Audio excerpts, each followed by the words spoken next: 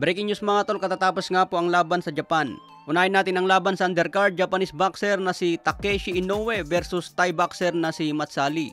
Pinaglabanan ng WBO Asia Pacific belt sa super welterweight.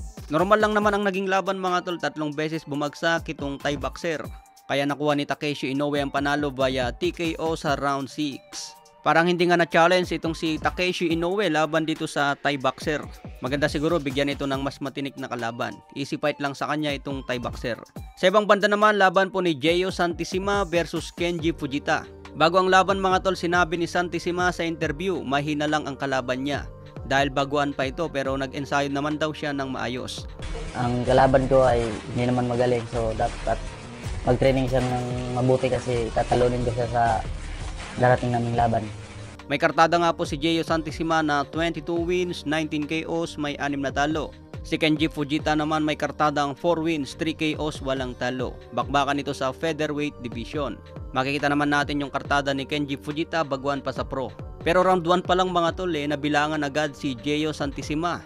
Tinamaan si Santissima, na outbalance at umabot ang glove sa lona. Kaya binilangan siya ng referee. Pagdating po sa sumunod na round, magalaw at masipag bumato ng suntok itong Japanese. Kaya nakakalamang sa puntos kay Santissima. Kahit medyo baguan pa itong Japanese mga tol, nakikita ko mas maganda ang galawan. Mas maraming bumitaw ng suntok at magalaw sa loob ng ring. Umabot naman ang laban nila hanggang 8 rounds dahil 8 rounder lang ang laban.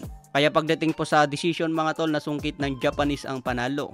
Natalo po si Santissima at hindi kinaya ang Japanese. May bagong kartada ito na 5 wins, 3 KOs, walang talo. Bawi na lang siguro sa susunod na laban si Gio Santissima. Medyo kinulang lang ng suntok si Gio mga tol at hindi makatama ng pulidong suntok. Maganda kasi ang galawan nitong Japanese, masipag bumitaw ng jab at magalaw din sa loob ng ring. Samahan pa na mas accurate ang patama ng Japanese dahil tumatama ng solid.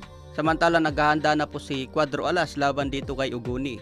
Relax lang si Casimero mga tol at malaki po ang tsansa na may panalo ang laban. So abangan po natin mamaya pagtapos ng laban ni Cuadro Alas.